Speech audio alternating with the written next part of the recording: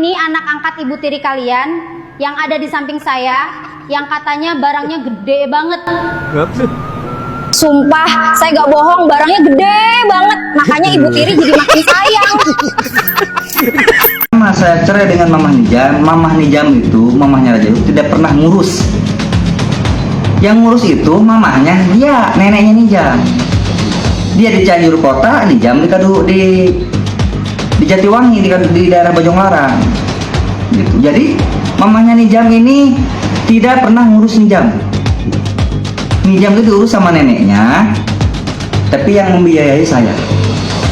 Nah, pas dia mau nikah lagi, Nijam ini diantar ke Solokan Pari, Desa Purwosedar, ke Kampung Solokan Pari, Desa Purwosedar, Kecamatan Ciracas. Diantar sama dia, sama si Lisna, sama neneknya, sama uaknya. Saya waktu itu lagi di Sukabumi Kota, sampai-sampai sekolahnya juga di sini dia sendiri yang ngurus-ngurus. Pas saya pulang dari Sukabumi, tahu-tahu anak saya sudah sekolah aja di situ. Ini juga perkara harus dipisahkan, jangan disatukan karena berbeda, ya, berbeda TKP dan waktu, ya.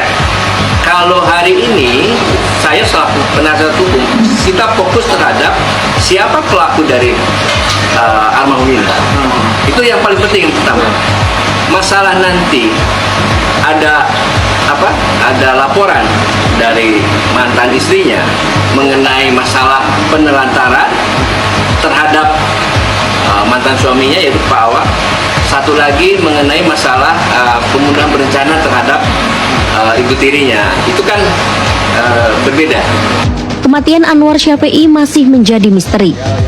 Untuk dapat mengetahui penyebab kematian korban, saat ini Kepolisian Polres Sukabumi masih menunggu hasil otopsi bagian dalam tubuh korban. Guys, ini ada info terkait menyangkal meminum air ya. Status tersangka dan ditahan ibu tiri terbongkar dugaan melakukan hal seperti itu ya. Suami dan Nizam Stafe saat waduh.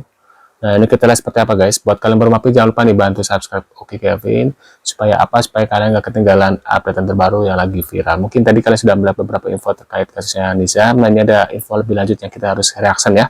Kita komentari seperti biasa juga guys. Nah, ini kita lihat seperti apa beritanya. Usai dilaporkan ke Polres Sukabumi dan dilakukan penahanan, ibu tiri Nizam Syafi'i alias NS akhirnya buka suara. Melalui kuasa hukumnya, NR membantah semua tuduhan dugaan terhadap beredar luas di media sosial yang sebenarnya terjadi pada NS.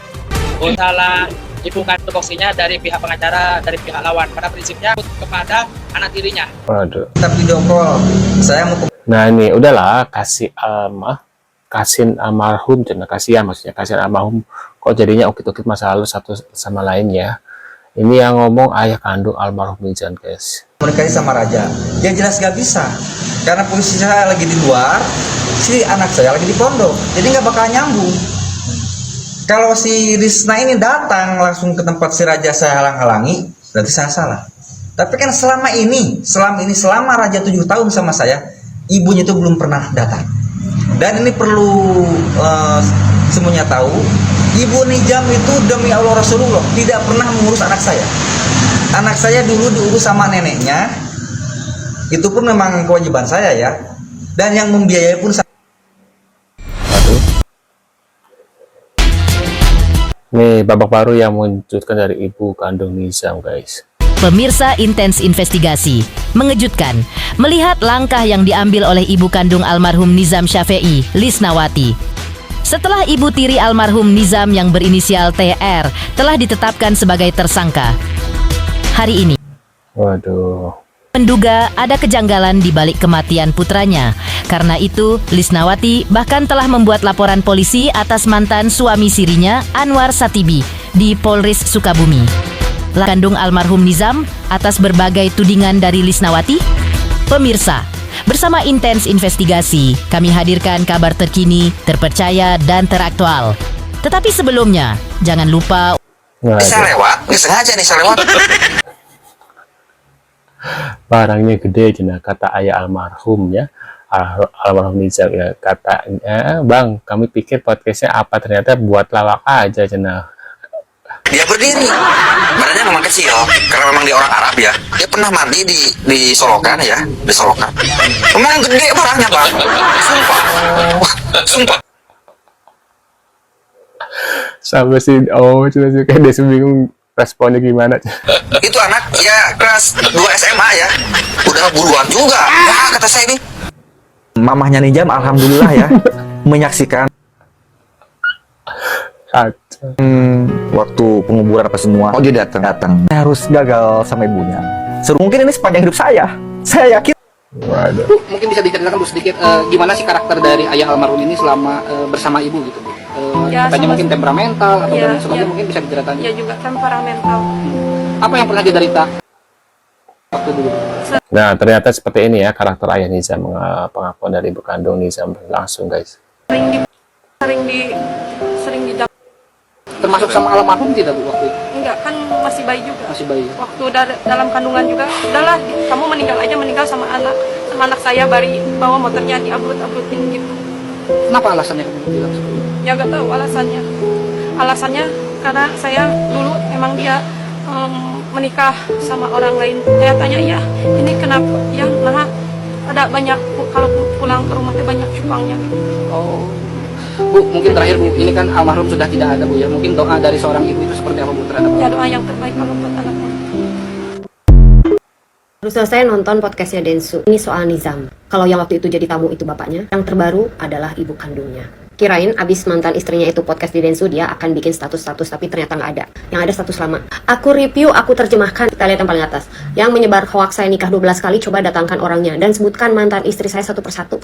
Dengan tuduhan itu jelas saya dirugikan. Itu jelas pencemaran nama baik. Tolong cari sumbernya dari mana. Yang menyebar hoax menyebut saya nikah 12 kali, pasti saya tuntut kali ya. Kuat dilebihan setengahnya, astagfirullah. Kuat itu artinya tuh sampai dilebihin setengahnya, astagfirullah. Dari sini kita bisa mengambil kesimpulan bahwa dia sebetulnya tidak menikah 12 kali, tapi hanya 6 kali. Karena dilebihin setengah, berarti setengahnya dari 12 adalah 6. Satu lagi. Nah ini nih yang Bener, sudah setengahnya dari 12 adalah 6 kali sama kene.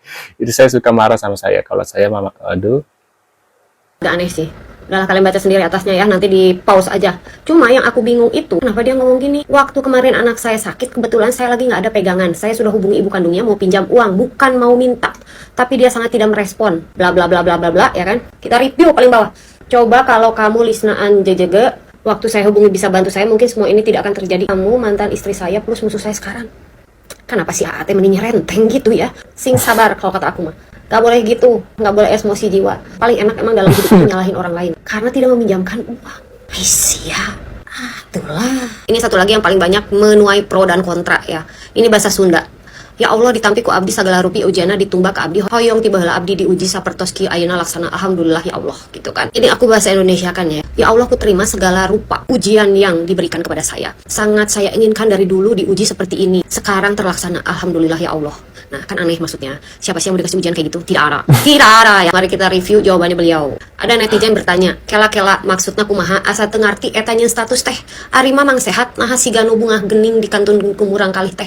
Dalam bahasa Indonesia seperti ini. Sebentar, maksudnya gimana? Aku nggak ngerti dengan statusnya. Kalau mamang itu sehat, kenapa kayak yang bahagia ditinggalin sama anak? Itu arti dari komenan netizen. Jawaban beliau, mal aya nu bunga dikantunkeun bla bla bla bla bla bla bla, ya kan? Saya bahasa Indonesia kan, oke? Tidak ada yang akan bahagia ditinggalkan oleh anak, apalagi semata wayang. Itu untuk mengobati hatiku yang aku ikrarkan kepada Yang Maha Kuasa. Kata guru saya, Abah Anom Sohibul Wafat Tajul Arifin, kalau kita dikasih ujian, coba diikrarkan kepada Yang Kuasa. Ya Allah, pengen dari dulu aku diberi ujian seperti ini. Pengen segera terlaksana. Itu bahasa guru ulamaku yang diajarkan kepadaku. Mengikrarkan segala rupanya, aku ikhlaskan kepada Allah, bukan sebagai pengingat hidup.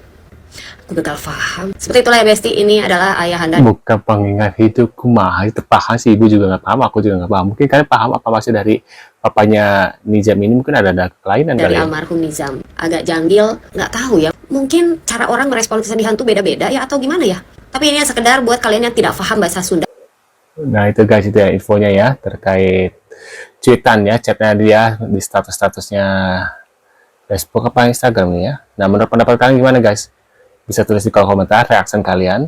Terima kasih sudah hadir dan jangan lupa nih bantu subscribe Uki Kevin ya, dan aku juga ada channel kedua yaitu Uki Kevin Reaction. Jangan lupa juga bantu subscribe supaya apa guys, supaya kalian gak ketinggalan update terbaru yang lagi viral. Di sana juga aku ada update terbaru, berita-berita yang lagi viral ya, termasuk kasusnya Nizam juga di sana juga ada guys ya. Sekian infonya dan kita akan bertemu kembali. See you guys.